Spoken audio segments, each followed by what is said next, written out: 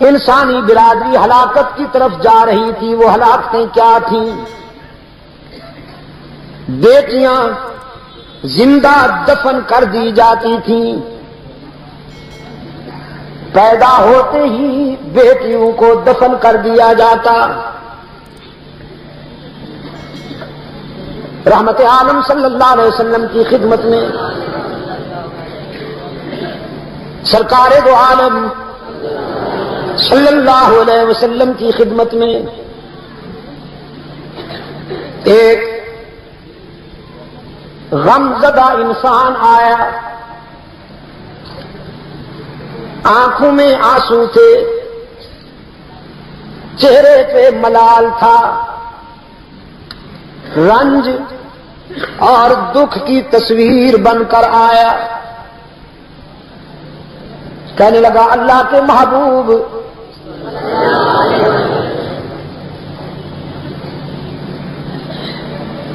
میں بہت بڑا مجرم ہوں، بے چین رہتا ہوں، بے قرار رہتا ہوں، مجھے سکون دلوائیے. میں نے اسلام قبول کرنے سے پہلے ایک جرم کیا تھا، اس کی یاد مجھے چین نہیں لینے دیتی. رحمت عالم صلی اللہ علیہ وسلم نے فرمایا وہ جرم کیا تھا؟ فرمایا میں نے اپنی زندہ بیٹی کو دفن کر دیا تھا.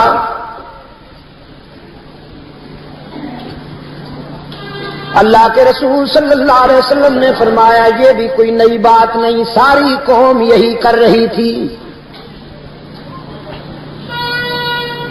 کہنے لگا مگر قوم 9 مولود بچیوں کو دفن کرتی تھی، چھوٹی بچیوں کو پیدا ہوتے ہی دفن کر دیتے تھے، اور میں نے اس وقت بیٹی کو دفن کیا جب وہ ذرا بڑی ہو چکی تھی، شعور میں قدم رکھ چکی تھی. اس نے میرے سامنے ہاتھ جوڑے تھے، زندگی کی بھیک مانگی تھی. پھر پوری تفصیل بتائی. گھر میں بچے کی امید تھی. میں سفر تجارت پر جا رہا تھا،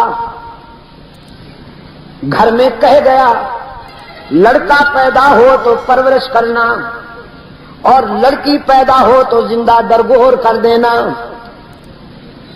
واپس آیا، بیوی نے بتایا لڑکی پیدا ہوئی تھی، ہم نے اسے زندہ درگور کر دیا تھا. کچھ سالوں کے بعد ایک بچی آئی میرے گھر میں، اس کی باتیں میرے دل میں اترتی گئی.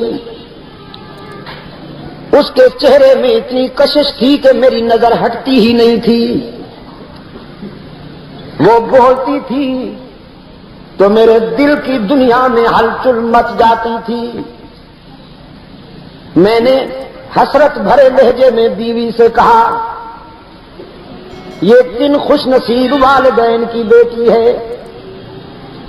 وہ ماں باپ کتنے خوش نصیب ہوں گے جن کے گھر میں ایسی پیاری بیٹی ہے. بیوی نے سمجھا شاید اس کے سینے میں انسانیت بیدار ہو گئی ہے، بڑا اچھا موقع ہے بتا دینے کا. کہنے لگی پھر اگر تمہیں یہ پسند آئی ہے تو یہ تیری بیٹی ہے. جب تو تجارت کے سفر پر چلا گیا تھا یہ پیدا ہوئی تھی.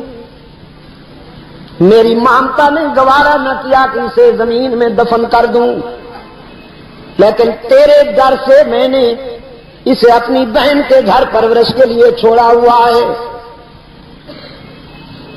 رحمت عالم صلی اللہ علیہ وسلم نے فرمایا پھر تو نے کیا کیا؟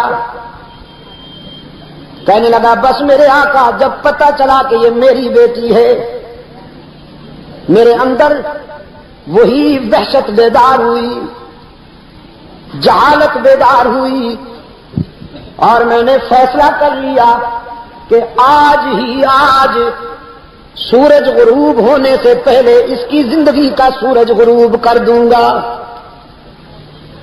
گڑھا کھودنے کے لیے کدال اٹھائی، بیوی سے نظر بچا کر بچی کی انگلی پکڑی اور جنگل میں چلا گیا۔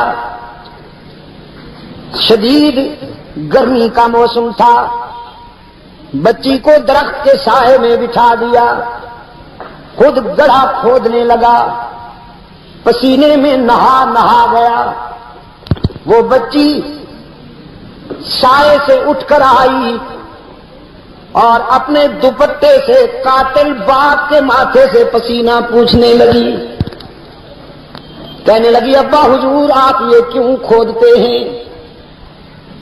جہالت کے مارے ہوئے باپ نے کہا تجھے دفن کرنے کے لیے۔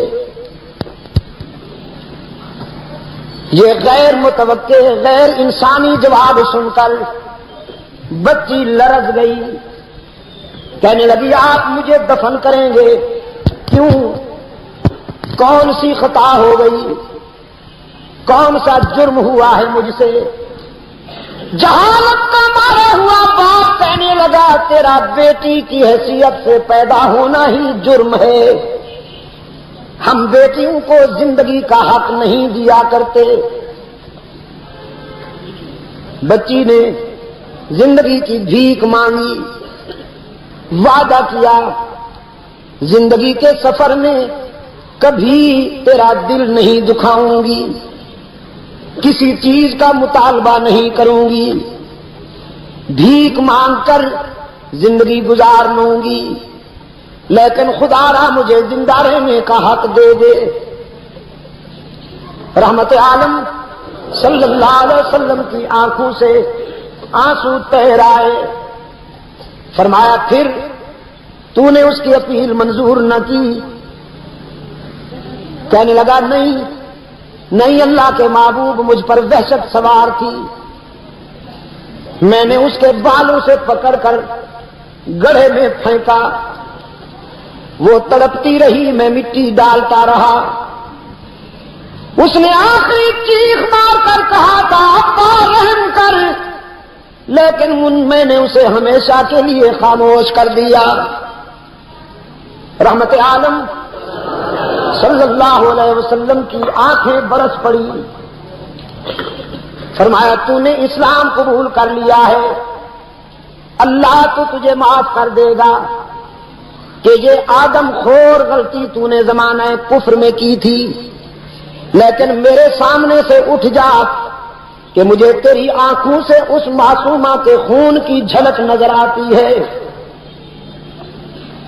چل کے روشن ضمیرو، بیٹیوں کو زندہ رہنے کا حق نہیں تھا۔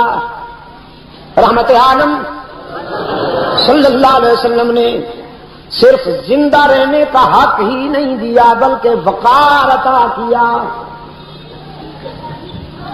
پھر بیٹی سامنے آتی تو رحمت عالم احترام میں کھڑے ہو جاتے، شفقت میں کھڑے ہو جاتے، فرمایا بیٹی فروختنی بھی نہیں ہے، سوختنی بھی نہیں ہے، نہ یہ بکنے کے قابل ہے کہ اسے منڈی میں بیچو، نہ یہ جلانے کے قابل ہے کہ اسے زندہ درگور کر دو، بیٹی تو صرف قابل رحم ہے، قابل